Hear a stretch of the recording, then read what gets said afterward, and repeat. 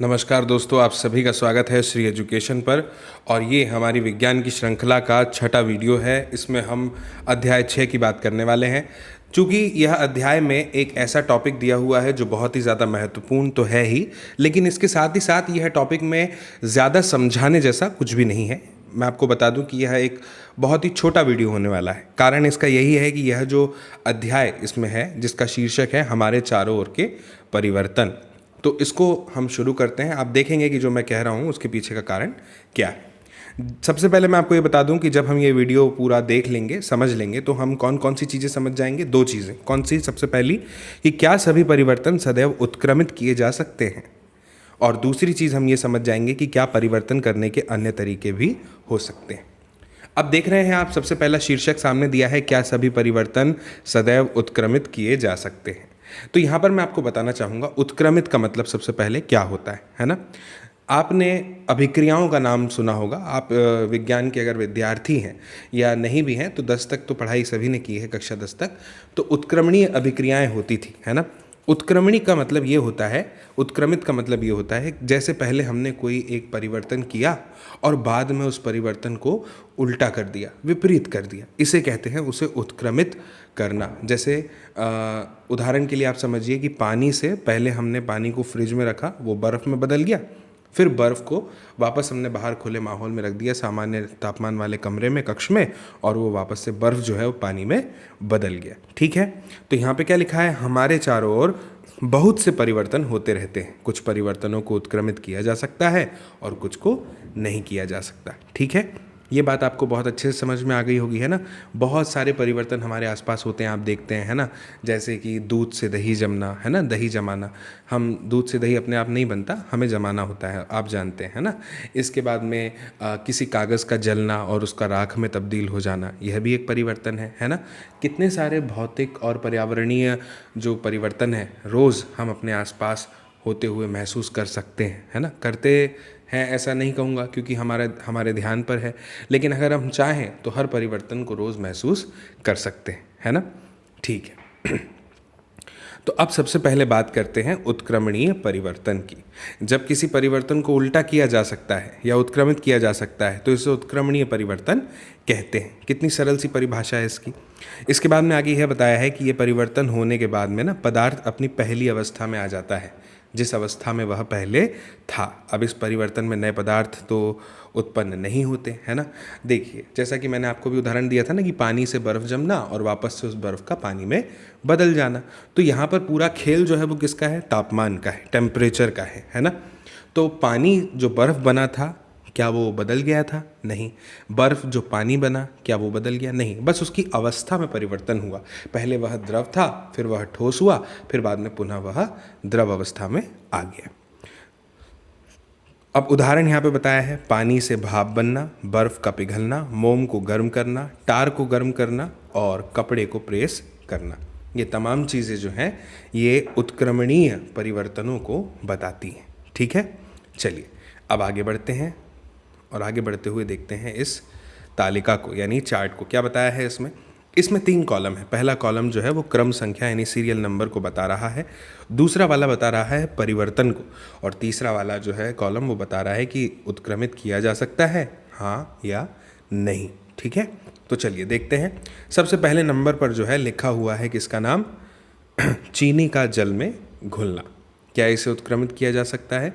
जवाब है हाँ। आप जानते हैं ना, जब चीनी जल में घुलती है तो मिक्स तो हो जाती है ना, लेकिन हम उसे क्या कर सकते हैं, गर्म करके पानी का जो है उस पानी को वाष्पीकृत कर सकते हैं और चीनी को बचा सकते, अलग निकाल सकते हैं। फिर है दूसरा वाला। क्या है दूसरा वाला जो दिया है, वो है दूध का दही में जमना। अब आप इसे उत्क्रमित नहीं कर सकते। दूध से दही तो बन सकता है, लेकिन उसी दही से वापस से पहले जैसा दूध नहीं बन सकता, है ना। तो एक बात मैं आपको बता दूं, जो उत्क्रमणीय परिवर्तन नहीं होते हैं ना, उनमें क्या होता है कि नया पदार्थ मिल जाता है। जैसे कि दूध, इससे हमने दही बनाया तो दही मिल गया। तो दही जो है वो नया पदार्थ था, उसके जो गुण थे भौतिक और रासायनिक वो दूध से अलग थे, है ना। ठीक है। अब देखिए इसके बाद क्या दिया है, लकड़ी के टुकड़े चीरना। यह भी उत्क्रमित नहीं किया जा सकता। एक बांस को आप 4 भाग में तोड़ दीजिए और अब वापस से उसका बांस बनाइए, हो सकता है क्या? नहीं हो सकता, है ना। आइसक्रीम का पिघलना, ये बिल्कुल उत्क्रमित किया जा सकता है, वापस से आइसक्रीम को जमाया जा सकता है। आम का पकना, एक बार आम पक गया, वापस से उसे आप कैरी में बदल सकते हैं क्या? नहीं बदल सकते, है ना। कच्चे आम में नहीं बदला जा सकता। इसके बाद है और अधिक जाने। इसमें क्या बताया है? गुब्बारे में हवा भरने से उसके आमाप तथा आकार में हुआ परिवर्तन उत्क्रमणीय है, क्योंकि हवा निकलने से गुब्बारा पुनः अपनी अवस्था में आ जाएगा। एक और जानकारी है, पढ़ के बताता हूँ, ध्यान से सुनिएगा। टूटी हुई हड्डी पर बंधी पट्टी के ऊपर प्लास्टर ऑफ पेरिस यानी पीओपी की एक मोटी परत चढ़ाई जाती है। फिर क्या होता है? सूखने पर ये कठोर हो जाती है, जिससे क्या होता है? टूटी हड्डी जो है वो हिलती नहीं है। प्लास्टर ऑफ पेरिस में हुए इस परिवर्तन को उत्क्रमित नहीं किया जा सकता। क्यों नहीं किया जा सकता? क्योंकि प्लास्टर ऑफ पेरिस जो है वो पहली अवस्था में वापस से नहीं जा सकता।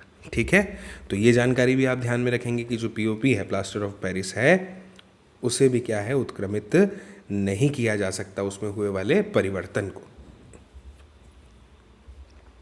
फिर यहाँ पर ये बताया है कि एक कागज़ के टुकड़े से मोड़कर जब खिलौना हवाई जहाज़ बनाते हैं तो कुछ समय बाद यदि हम कागज़ का पुनः सीधा करना चाहें कागज़ को तो कर सकते हैं। तो यह भी क्या होगा? एक उत्क्रमणीय परिवर्तन होगा, है ना। इसके बाद यहाँ पर ये जानकारी दी है कि चित्रकारी करने पर ना ड्राइंग शीट में परिवर्तन हो जाता है, होता है ना।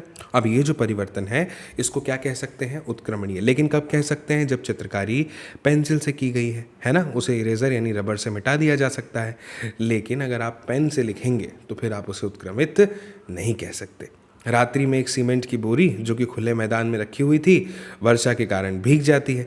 अगले दिन तेज़ धूप निकलती है, सीमेंट में जो परिवर्तन हो गया उसे उत्क्रमित नहीं किया जा सकता, क्योंकि पानी के कारण सीमेंट कैसे हो जाता है? कठोर हो जाता है, इसकी संरचना बदल जाती है। तो ये कैसा परिवर्तन है? यह एक रासायनिक परिवर्तन है, भौतिक परिवर्तन नहीं है। जब आप जलमग्न इलाके में घूमते हैं ना तो क्या होता है? अपनी पोशाक को मोड़कर उसकी लंबाई कम कर लेते हैं जिससे कि वह भीगे नहीं। इस परिवर्तन को उत्क्रमित किया जा सकता है क्योंकि यह उत्क्रमित होने वाला परिवर्तन है। ये तमाम प्रकार के अलग अलग उदाहरण जो है ये मैं आपको इसीलिए देता हूँ, इसीलिए यहाँ पे मैंने पीडीएफ में शामिल किए हैं ताकि कन्फ्यूज़न ख़त्म हो जाए। जितने ज़्यादा एग्जाम्पल पढ़ते हैं ना, एक विज्ञान का विद्यार्थी जो है वो जितने ज़्यादा उदाहरणों को समझने की कोशिश करता है उतना अधिक कंसेप्ट जो है उसके नज़दीक पहुँच जाता है। ठीक है, अब क्या परिवर्तन करने के कुछ अन्य तरीके भी हो सकते हैं?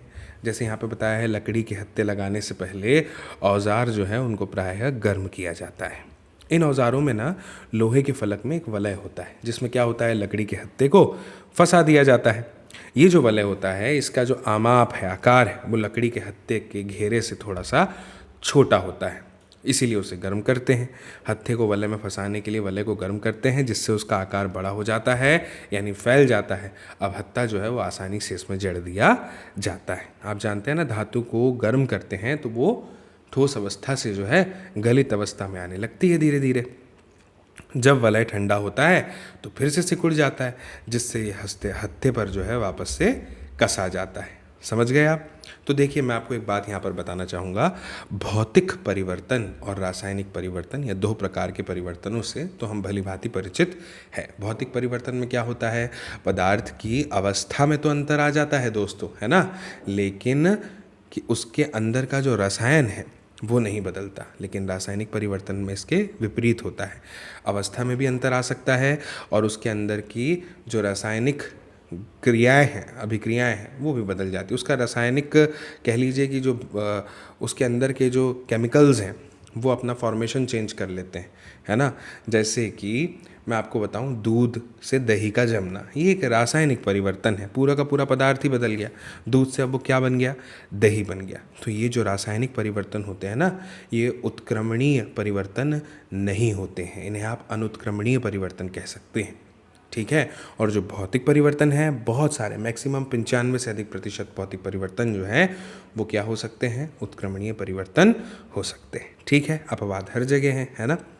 तो मुझे उम्मीद है कि आपको ये वीडियो पूरी तरह से समझ में आया होगा। देखिए, कुछ टॉपिक बहुत महत्वपूर्ण होते हैं, हम एकाग्र हैं या नहीं हैं, इस बात का पता इस बात से चलता है कि जब हम इस वीडियो को देख रहे थे, जब हम ये जानकारी पढ़ रहे थे, तो क्या हमें उस समय का पता चला? अगर नहीं पता चला तो इसका मतलब है कि आप एकाग्र थे। ठीक है ना? किसी भी चीज़ के लिए अगर आपको पता करना हो कि आप एकाग्र हैं या नहीं, तो आप इस उदाहरण से पता कर सकते हैं। ठीक है, चलिए अब मैं यहाँ पर आपको ये बता देना चाहता हूँ कि जल्दी हम अगले वीडियो में मिलेंगे जो अध्याय 7 पर आधारित होगा, है ना? आपने पहले के वीडियो देख लिए होंगे, अभी तक वीडियो के बीच में एक लंबा गैप आ गया था, अब ऐसा नहीं होगा। मेरी पूरी कोशिश रहेगी कि आपको जो है समय समय पर इसके वीडियो उपलब्ध कराते रहूँ। ठीक है, तो बिल्कुल जुड़े रहिएगा और अपने बहुत सारे दोस्तों के साथ में इस लिंक को शेयर कीजिएगा। ज़्यादा से ज़्यादा लोग इन सब वीडियो को आप देखिएगा। ठीक है, चलिए जल्दी मिलेंगे और अपनी जो राय है वो कमेंट बॉक्स में कमेंट करके ज़रूर दीजिएगा। ठीक है, मिलते हैं अगले वीडियो में, तब तक के लिए आप सभी को मेरा नमस्कार। जय हिंद।